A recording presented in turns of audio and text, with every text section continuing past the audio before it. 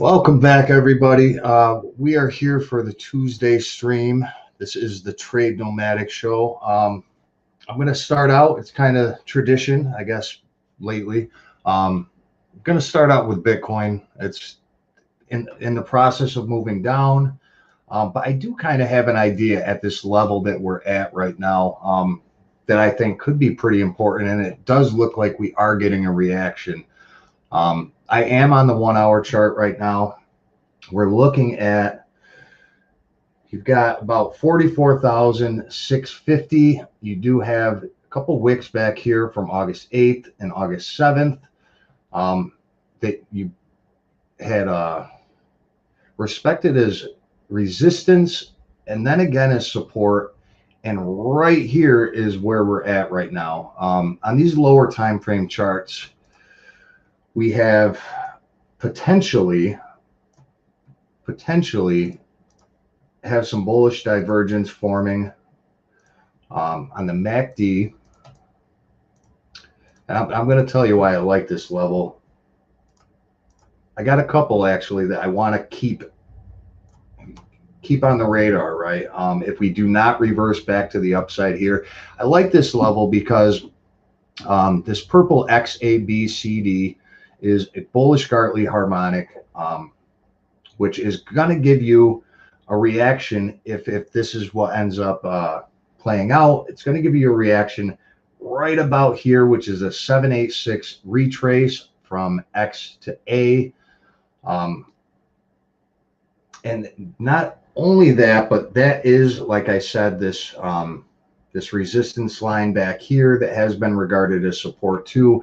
And you could also look at it like, you see we got this small double bottom back here from August 12th. We broke above that resistance, but we never came back down to test it, and presumably that's what we're doing now. But at this point here, we've also got a little bit off here. You got this trend line coming up. You know, whether it's respected or not is yet to be seen, but you know, you start here, you anchor down here. It was respected here, and it does line up with where we're at right now. So I mean, maybe that's a little hopium. I don't think it would be weird if you're looking at the daily chart here, right? I don't think it would be weird if we came back down to test, you know, this old resistance back here at 42,245. You know, if we do end up breaking lower than where we're at right now, that would be on the table, and that would still be considered, you know, I would still consider this a bullish move because of the fact that we're still going to be in an uptrend, even if we do test that level one more time. And that would be a great confirmation area for traders to take a new long position with this level here in red, you know, as a stop loss. You'd want to stop underneath that once you've established support at that level. But like I said, these lower time frame charts are starting to give a little bit of hopium to a reversal here. You know, it's not so much, it's not going to be confirmed until we see a reaction. Right now, you're kind of just sitting there, but you do have this nice wick back above that level that does show that there is buyers coming in at this trend line and also at this support zone. You know, it's a little bit too early to say, but if you follow me on Twitter, we had talked about this nice 3 rising methods pattern here that is still in play until we break below where we're at now. So I guess that would also give you a little bit more of an argument to this area as being an area where we might reverse. You know, if you look at this wick, I zoom in a little bit here. If you look at this wick, it went right down to this little double bottom we had here August 12th and August 13th on the daily chart, and that is an area that it, you know, we could reverse if you're talking daily levels here. So that's just something to keep in mind. I see a lot of panicking. I see a lot of people. It's all part of the process. In order for the price to go up, you got to come back and you got to retest some of these areas as support. Once you break a resistance, you want to see a confirmation that it's now a support zone. And it's all part of the process. Because, you know, when you see an asset go up too fast, too quickly, you know, you're going to get massive corrections. And, you know, so far, Bitcoin has been pretty slow and steady. And, you know, the reason why I think on these lower time frame charts, you're getting these XABCD patterns, is the idea behind these. If you want to look at it,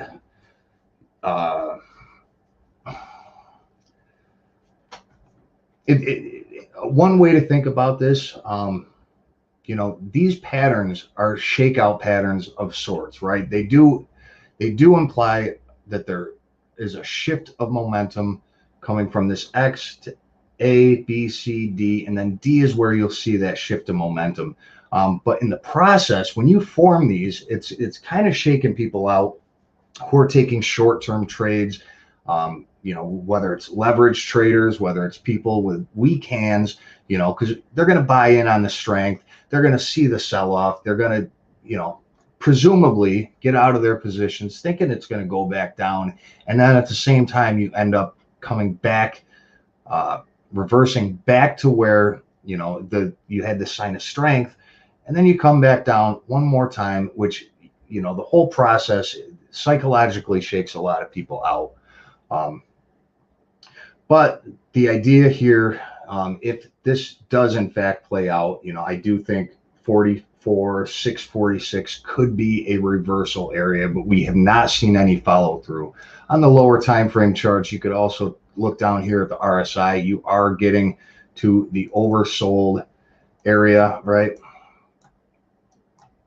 You know, you got this nice M formation, which again, you know, when you see these M formations, whether it's on the price, whether it's in the RSI, the same idea applies. You know, it's a bullish formation that would imply a continuation to the upside once it completes. But I also want to take a look at Ethereum. Break back to the daily chart. Actually, let me move to the 4 hour so we got a little bit more detail here. You know, this is an area that we identified. I mean, I've had this area marked out since the initial crash. And since that, you know, July 19th, July 20th move, Ethereum's just been up, up, up. We started getting this, you know, this little channel here coming right in this area that we were looking for, possibly seeing some resistance. That was the top of the channel, top of the trading range back from May 20th when we first fell down. So not incredibly strange that people would be taking profits in a profit-taking zone. But again, you know, we still got some time on the clock. None of this is crazy. I wouldn't consider any of this crashing right now.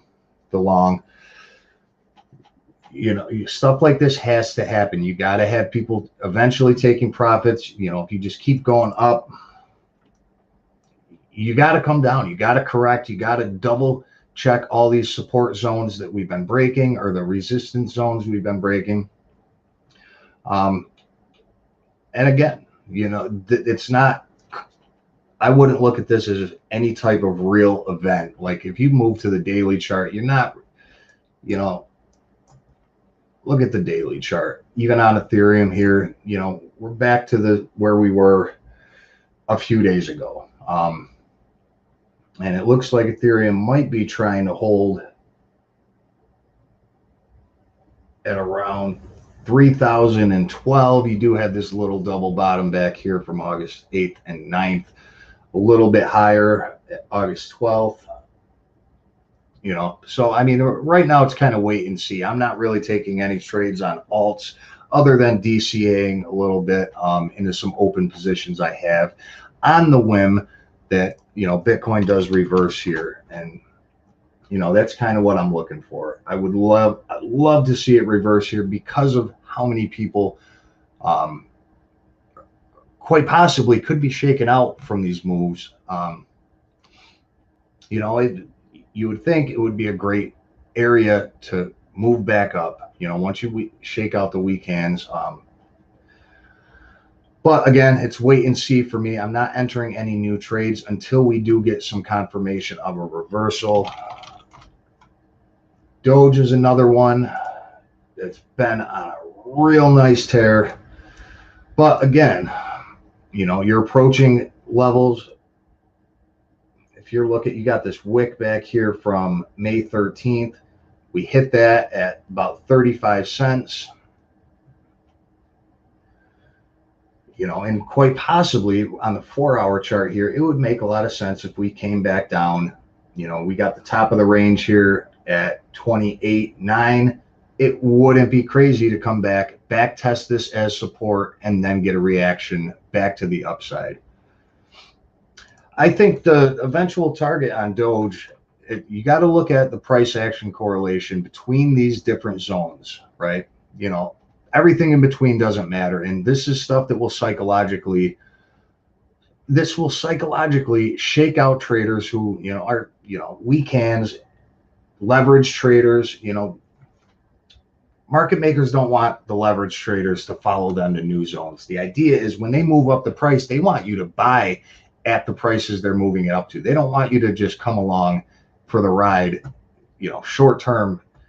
They want you to buy, and they want to be selling at the higher levels. I think the next major zone for Doge here is going to be up around 41 cents, 44 cents.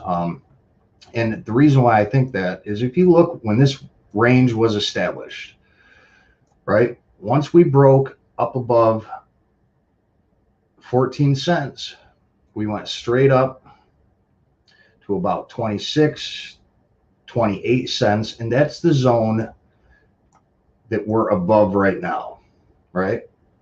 Bear with me. Now, if you look back here when this zone was created,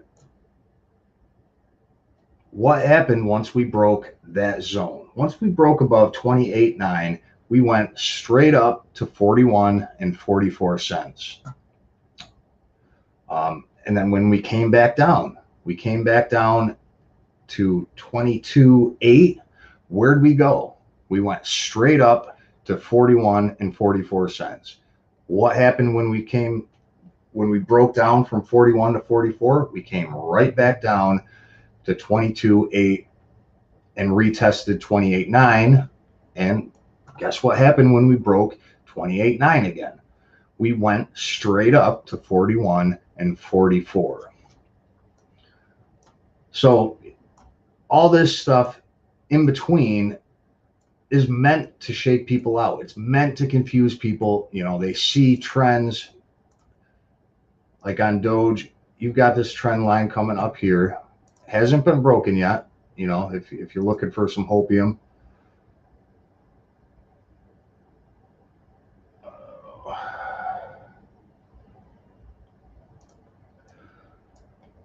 Well, you know, if you were looking at this as a rising wedge, we are back inside of it. But again, we're still above 28.9. And if we're above 28.9, the target, historically speaking, is going to be 41, 44 cents. If we break down underneath that, that's going to be different. That changes the game a little bit, but we haven't.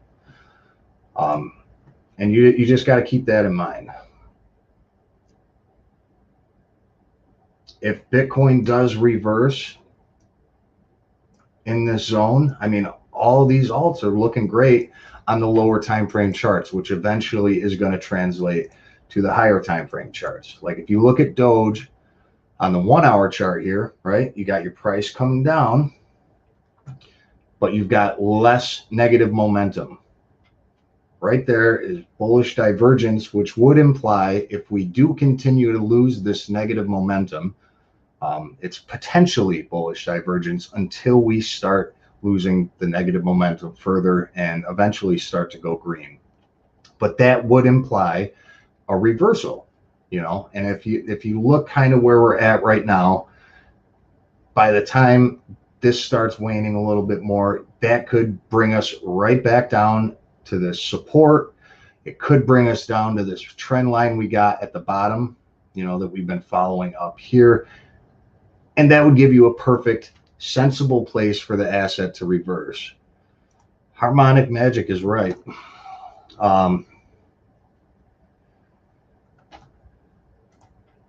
I wouldn't agree with that. I think Bitcoin has a much brighter future than a lot of people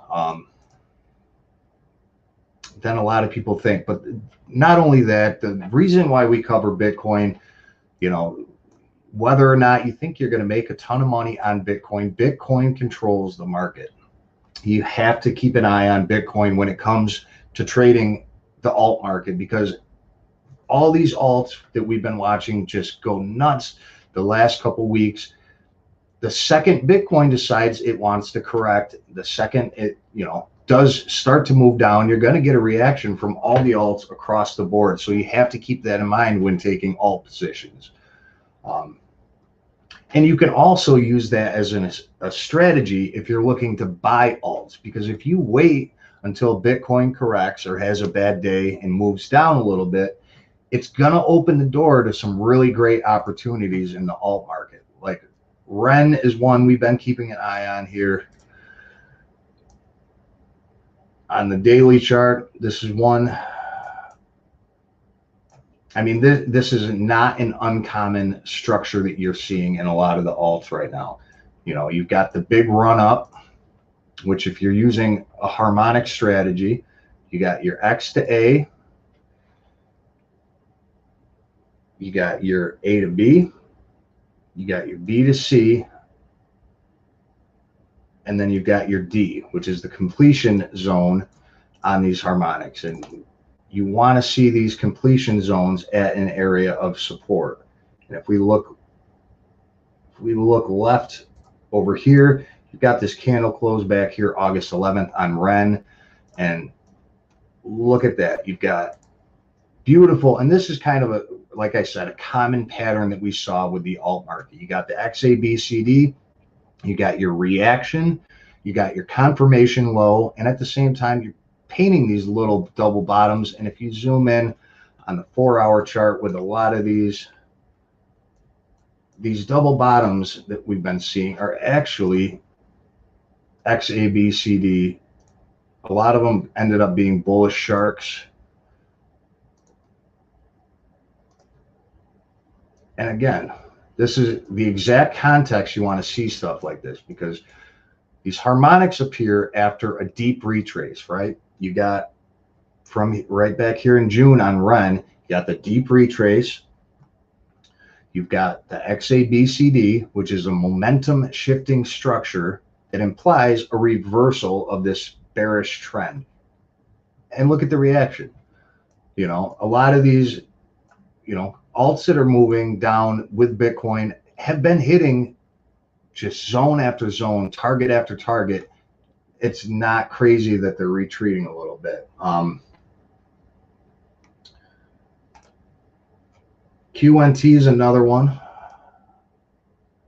I like this one. I've been watching this one. You know, we were watching it much earlier than this, but just recently you've kind of got this consolidation happening.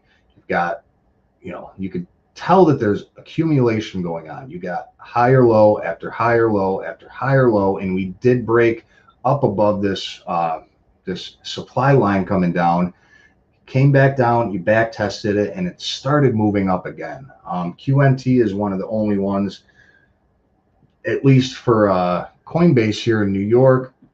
QNT is one of the few that are still positive for the day. QNT, Ren is up 18% on the day. MIR is another one, Mirror Protocol. And we'll look at this one on the daily chart here.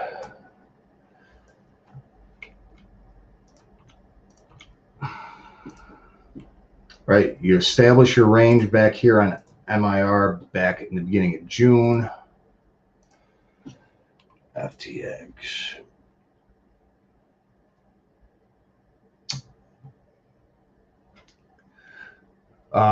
Best app out there for what? Voyager, I'm not familiar with. I'm in New York, in America, so Coinbase is probably, Coinbase Pro is the best option we have for the most part. You know, technically, I'll put it that way. But MIR, if we run our fib retracement on MIR also hit the 236 of this overall trend. I mean, this overall chart, from your top to your bottom, it's come back up and touched that 236. But ultimately, I think the top of the range is going to be 547. But again, these assets, it's a process. They have to go through the steps. You move up, you retest resistance as support. You move up, you come back down, and you retest it again. And then I do like this wick here on MIR. Brings you all the way up to about 790 at the 618 retrace, which is a common retrace. So if this asset does get, some wings above $4 here, if we do find support above this level, I think the next place you're going is 547. You also got this wick here at 649. I like that. 647, 790, a couple possible targets.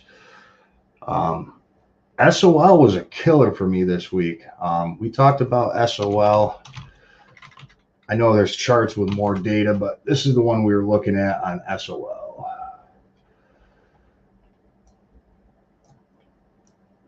And I even had another chart for this one with less data. Where is it? Right. Clearly exceeded all the targets we had for SOL. We were looking at 47 and then 52.9, but it went all the way up to 73 at the 2618 retrace. And obviously it's pulled back a little bit. But look at this freaking run that this thing's had. And using these Fibonacci levels, once you get above major targets, call it your moon bag, whatever you want to call it. When do you think Dogecoin will make it to $1? Time frame stuff like that, man, is something I don't really touch. Do I think Doge is going to make it to $1? I do, and I'll show you why. If I can find, I've got a chart for that one.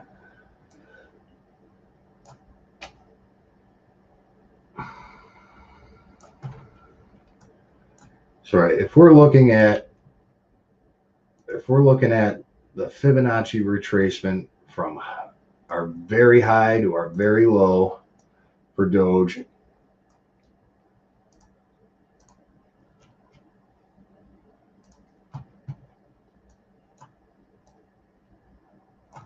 oh, I did have it on there. So this accumulation structure that we're developing on Doge, right? You've got this, you got your highs, you got your retrace, but you've got this rounding bottom pattern formation here. I'm going to just delete everything and start from scratch just so you guys can see a little bit better what's going on, right? You've got your rounding bottom accumulation.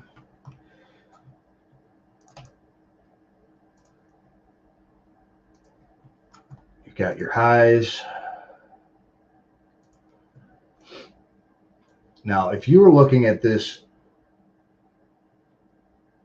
my artwork is a little bit scuffed today, but you get the idea, right? You can see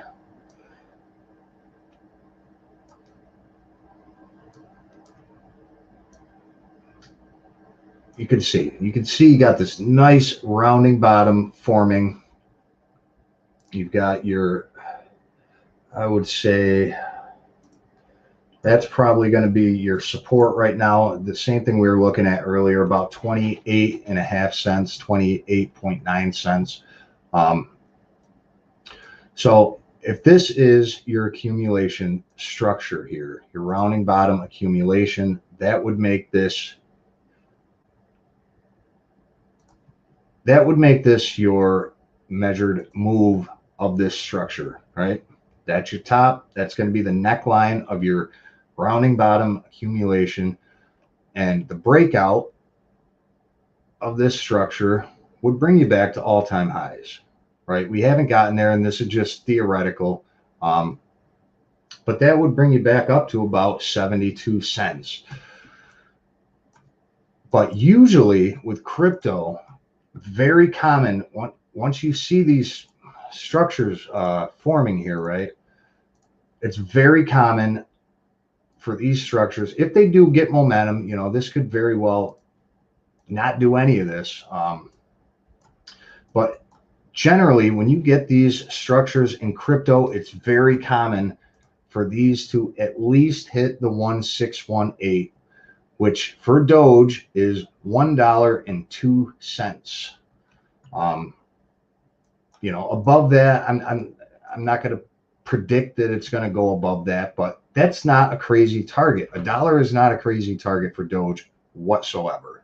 And Doge is actually, if it wasn't for Bitcoin diving today, Doge has got some pretty good news today. The Dogecoin Foundation has been reinstated, and they've got Vitalik Buterin joining as an advisor, which I think is pretty big. Do a buy bomb or a bunch of people buy at once.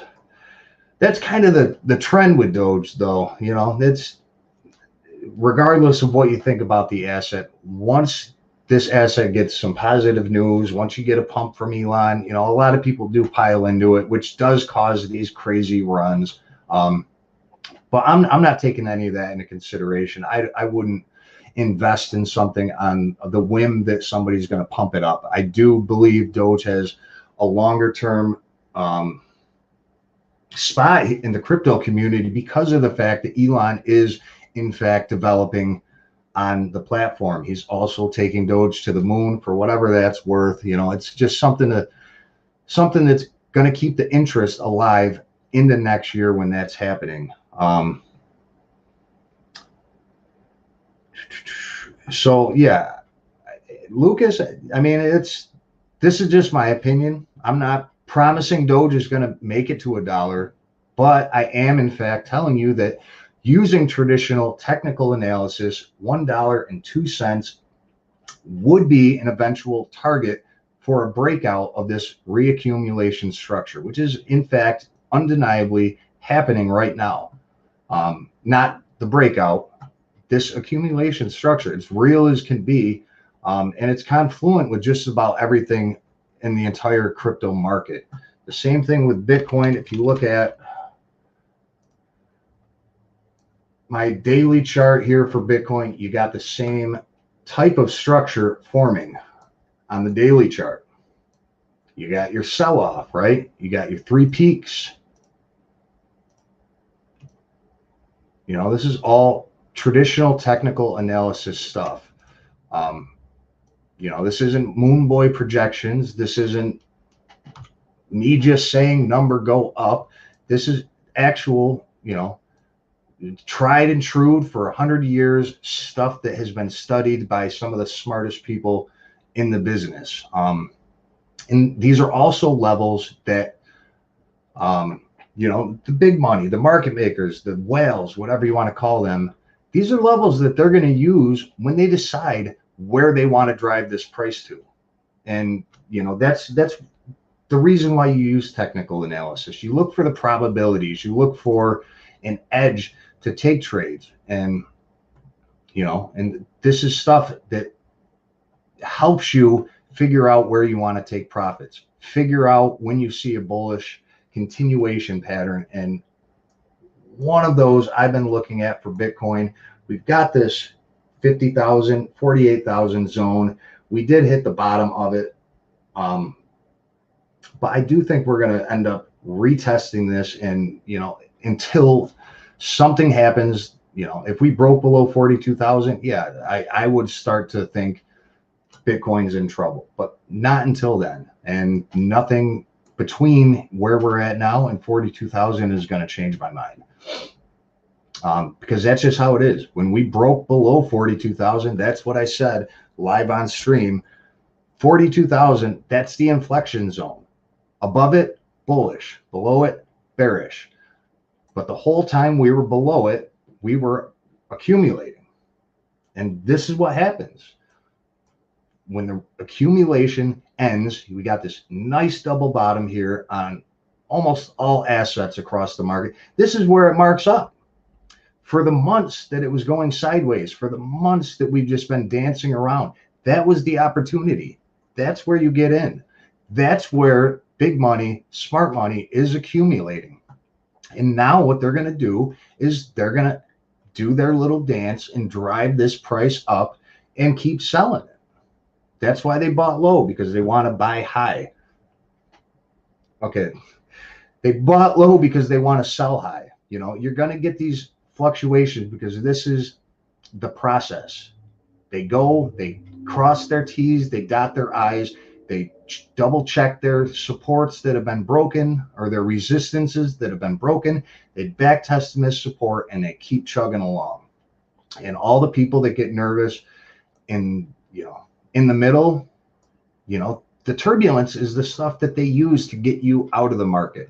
All the people that were selling their Bitcoin at, you know, they might have bought down at, you know, the bottom here at 30. We got in at 29,000, right live on stream. That was my number. We talked about it. The whole world was saying down. That was where we got in. And a lot of people sold really quick on the way up, but using the technical analysis that we talk about on this channel and on many other places on the internet, that's where we got these targets from. And, you know, I'll show you real quick here. If I can pull this up. But that's why we make these charts, because it gives you price targets that I'll show you here. Let me put my money where my mouth is here.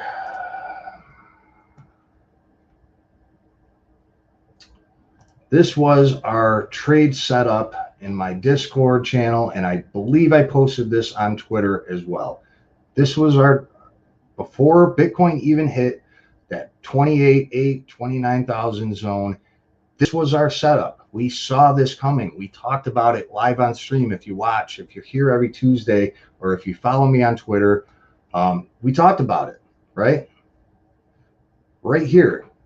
Our entry was this asset's going to come down here, and our entry is on the way back up. So we wouldn't have even taken this trade. Mind you, all of our trade setups were set up before this happened, and we wouldn't have taken it if it did not break back up. If it would have broke down, the trade never would have happened. But look what happens. All 4 targets hit on Bitcoin. That was the trade. That was our targets perfectly. Every single level hit to a T. That's why we use technical analysis, because it's better than a coin flip chance. Klein Lee, what's up, brother? Just saw you come in. Lucas, what do you mean? Thoughts on Tether? What do you mean? We did good, man. Almost all the trade setups we talked about, whether it was on stream, in the group, on Twitter, they all hit a lot of the targets. Look at Bitcoin, man. This is why we use technical analysis. We took a trade, all 4 targets hit, and now we wait. That's what you do. You know, if you could buy and hold, and I do have a position in Bitcoin, I just hold inevitably, you know, at least for now. But as a swing trader, we look for these large moves. We look for the large moves. We identify our targets. We identify where we would get out. You know, if we do break below our range, where we're going to stop out. Because if we stop out the same way that, you know, we wait after our profits are taken. When you get stopped out, you wait. You know, sometimes you get stopped out and the asset goes right back up through where you got stopped out and, you know, makes new highs. About 84% of the time. I think that's the statistic. But same thing. I would have taken that Bitcoin trade on its way back up the same way I took it when we took it BitTorrent. That's not BTT, that's Bit Digital, right? Waste of time for 1,000. I mean, I'm not real concerned with the Tether stuff myself, at least not when it comes to trading, you know, because I trade on charts, I trade on technical analysis. Do I like certain assets because of what they do or, you know, who's behind them? Of course, but I'm a technical trader right down to it. And all these trades we take, which other one did I want to look up? I think GRT is another one. GRT is one that I'm still waiting for, right? We hit first couple targets here on GRT, but this is a major inflection point for GRT. You know, we did test above it. This is presumably where Bitcoin pulled back. You know, we were up as high as $1.02 here, and if you look back here, excuse me. No, we haven't quite hit this wick high back here from February at $1.05. But if you look, price action correlation between these levels, right? When GRT breaks above 95 cents and back test, if you move to the 4-hour, I'm willing to bet there was a beautiful back test for GRT above that level, right? You look, we broke above it, you sprung above it, and you back test. And look what happened to GRT after that zone. So now you come back here, and that's why we've got these levels marked out here on GRT. My next target, and again, not my last target by any means, my next target for GRT is 133. Why? Because we have this wick coming down. From the sell-off, you wicked directly down to 133, right? Price moved back up. We got 212 as a target because look, from 133, you went straight to 212. From 212, you went straight to 133. From 133, you went straight to 212. And again, and then you got this partial rise here, and then you sold off. So the idea behind the levels is when this asset starts, I think we've only hit the 236, right? That's the first Fibonacci retracement off of this sell-off, and you've got a lot more room. Our 133 line we've got back here, that's just under the 382. So presumably, if we break above this $1 zone here, on GRT, you're going to go up to the next Fibonacci retracement, and that would give us our first target above there at 133. Now, I've also got 168, which is the 50% retrace, which is a common retrace between 382 and 50% is very common for assets to redo that, to retrace back up to these levels. But also, I like the 50% because look at, from 167, where'd we go? We sold off all the way down to the bottom. So now that the momentum has switched back to the upside on GRT with this inverse head and shoulders-esque pattern that we broke, we're breaking the inflection or attempting to break this inflection point. You know, you'd think first place we're going to go is 133, and then looking at the levels between 133, you kind of got a reaction at the 50%, but I think ultimately the target above that is going to be about 212. But again, we got to break this zone. You might just go right to 68. If you look at this price action, you know, between this zone, once we broke down from 168, we came right down to this zone. So presumably we might just go right back up to 168, but I like taking profits on the way up because it gives me a little bit of extra cash in my account, so that, you know, say we hit 168 and sold off, we might sell off down to 133. Well, now I've got my profits from here where I can add at the bottom of this range and stop out underneath it. So if it does break back above here, I've added to my position, and now we're moving up. A dollar cost my average. Yeah, Nate, I could go over the XABCD stuff. The idea behind XABCDs, you're going to have two different patterns, right? You've got your M, which is a bullish pattern, and then you'll have W's, which are bearish patterns, which at the completion point, they sell off, right? On a bullish pattern, oops.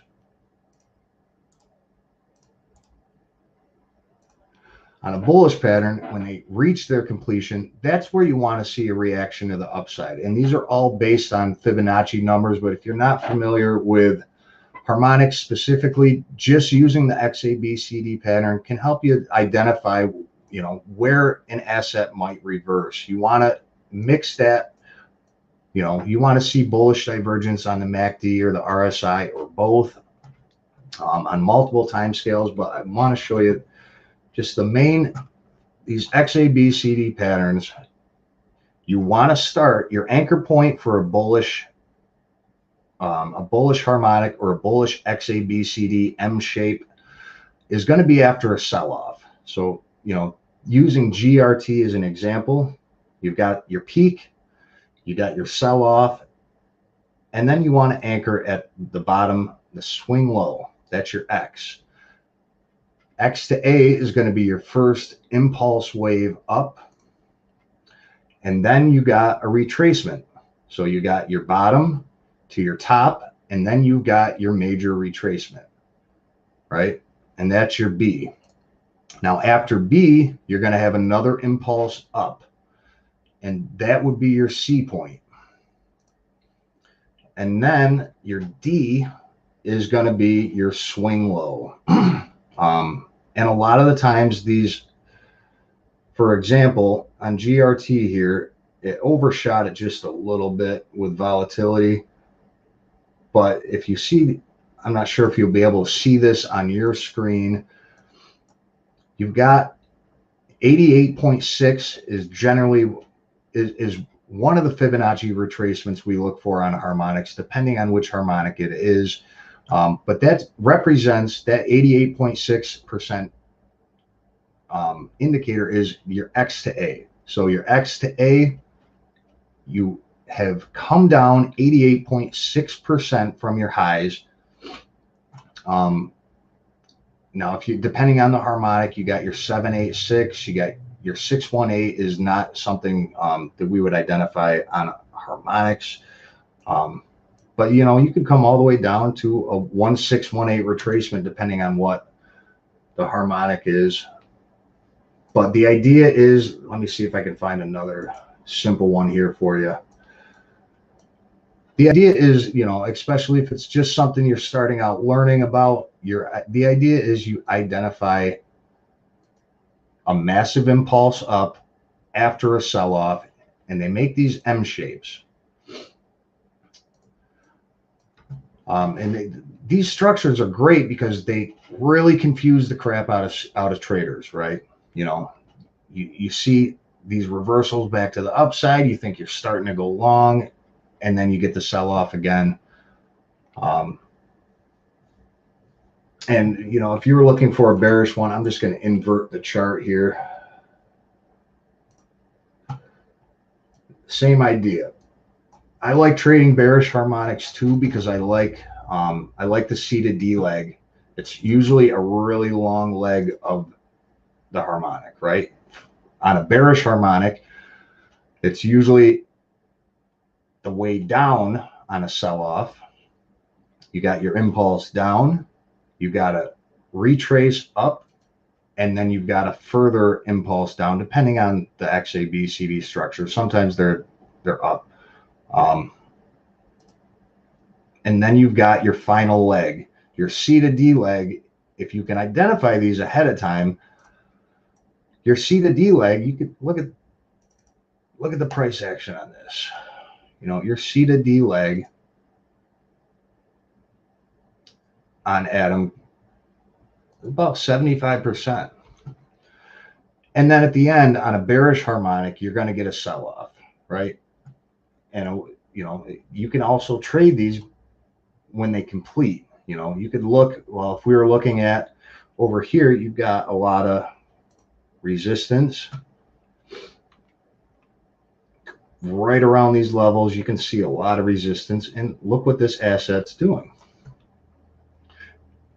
It completed, it's selling off a little bit, and it looks like you're trying to find support at this line. Now, keep in mind, this chart is inverted, so this is kind of just theoretical, but the idea is the W shapes and the M shapes, they're all impulse waves, and you know, you can identify them ahead of time, and when they present stuff like this, you know, it's retracing, and I bet you anything you got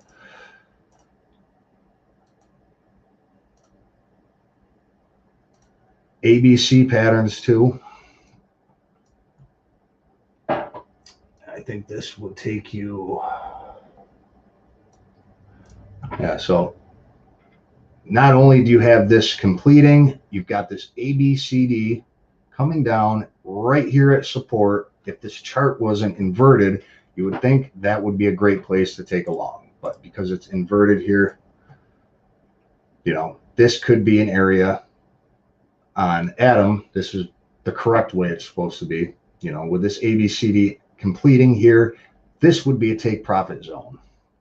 Again, that line we made just a second ago is confluent with this reversal, and that's kind of the confirmation stuff you want to see. 1 inch is another one. I like this one a lot because it hasn't really made a move as dramatic as a lot of these have. But it's the same thing. You got your massive sell-off, you got your impulse up, your retrace, your second impulse up, and then your completion. And right at that completion zone here on 1 inch, if we look left, that was a historical support line and resistance line. So that makes sense. Those two variables are telling you that this is an area that you might reverse back to the upside. So not only is your asset greatly undervalued because of this massive sell-off, but you got this momentum shifting structure that tells you that the asset is going to reverse back up. And look what it did. If we look down here on the MACD, this is my, you know, these are all things that I want to see when I'm trading harmonic structures or XABCD structures. So it completed at a support line that's historical. This is a very important historical line here on 1 inch. If you look down at the MACD, you've got bullish divergence on the MACD. And you could even, if we're looking at the RSI, you got the price between these two levels at the candle close moving down, and you got the RSI here just barely, but moving up. So you've got bullish divergence on the RSI, you got bullish divergence on the MACD. At the PCZ of this XABCD structure, which happens to be at support. You know, all these variables are going to give you an edge that you wouldn't have normally. But not only that, another way I like to give myself an edge when trading, when swing trading these large moves, is if I was taking a long position on this, I always take at least 3-to-1 trades. You know, if I'm risking $100 on this trade, I want to be, you know, I want to take 300 if I win. The reason why I do 3-to-1, is because of the fact that if I'm wrong twice trying to take a trade, trying to take a long position on 1 inch here, I can be wrong twice. And if I'm right once, a 3-to-1 trade is still going to leave me profitable. And that's important because just, throwing money at a stock or a crypto, you got a 50-50 chance. It's either going to go up or it's going to go down. There's no other options. I mean, it could go sideways, but realistically, it's going up or down. So that gives me 50% chance. If I'm taking 3-to-1 trades in crypto, everybody knows if you trade crypto, 3-to-1 is nothing. Our trade for Doge 2 days ago was 7-to-1, which, mind you, it hit all of its targets, at least our initial target, I mean. So crypto 3-to-1 is nothing. And, with an asset like this, if we're looking at targets for 1 inch, even if we hit from the bottom, our first target would have been 295. And if we stopped out just below this D point, or I like this wick back here from January, if we were using that as a level,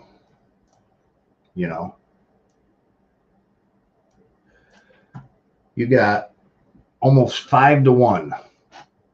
But if I was sizing up this reversal on 1 inch, I would do something more like this.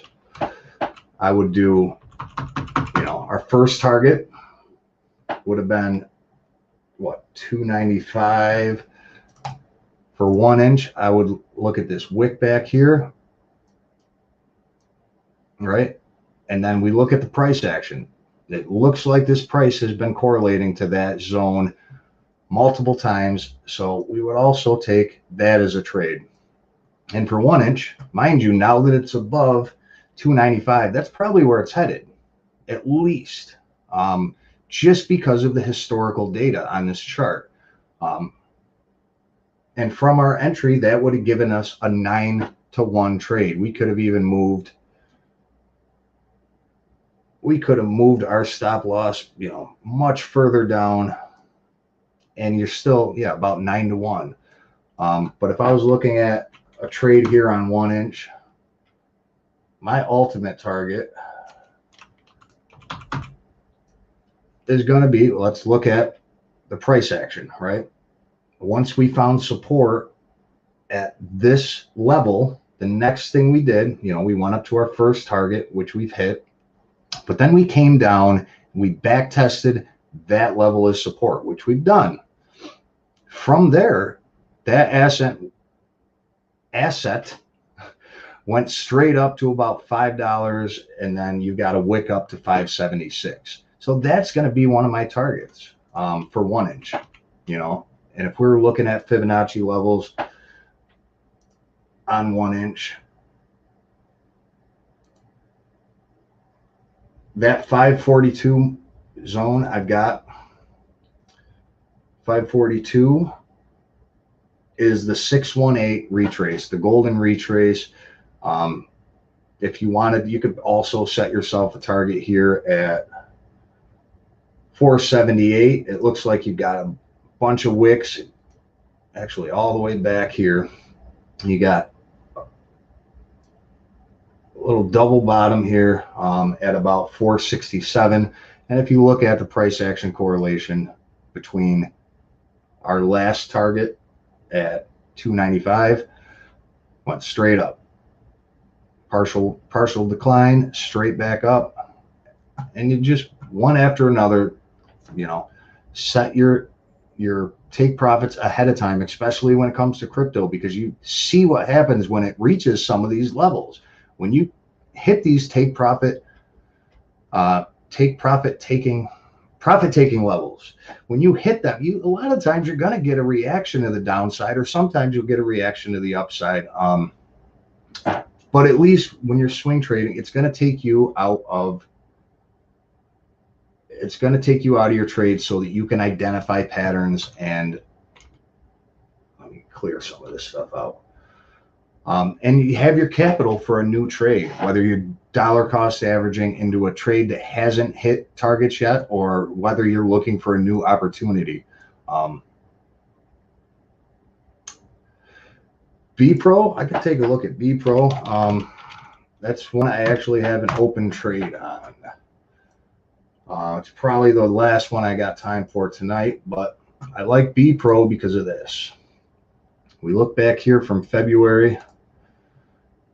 We broke above this inflection point, which on B-Pro is quite significant, because if you look back here on B-Pro, once we broke above this inflection point here,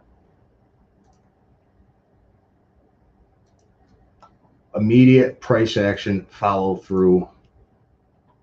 B-Pro went straight up to 2 cents and some change.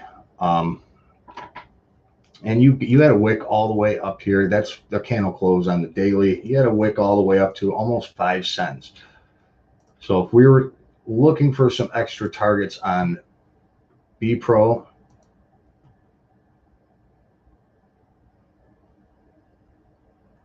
you kind of got an inflection point here. It wouldn't be a major target, but you know, it's probably an area where you might see some people taking profits. You could see you had a attempted double bottom back here in April. You broke under it and you tried a few different times to get back above it. So obviously there is some resistance there, and it does correlate between, you know, our almost 3 cent target up here. That's the first place it stopped on the way down. Once we confirmed this was resistance, once again, you came right down to this zone. I mean, there's not a lot of data outside of that on this asset, but if you're looking at, aside from all the other variables we identified, you're getting the same type of rounding bottom structuring going on that you're seeing in a lot of the different assets across the crypto market. You know, you sell off, you start slowly shifting that momentum to the upside. And if you're paying attention to B-Pro, it's in a very good spot. Anything above this 0.007 cents, 0.007 cents is important. You could even use not 0.009 as your inflection point, but I think the real point of inflection is going to be right where we had it. So we broke above it, we've come back down, we have back tested it as support, and now you're getting on B-Pro, look at all these higher lows.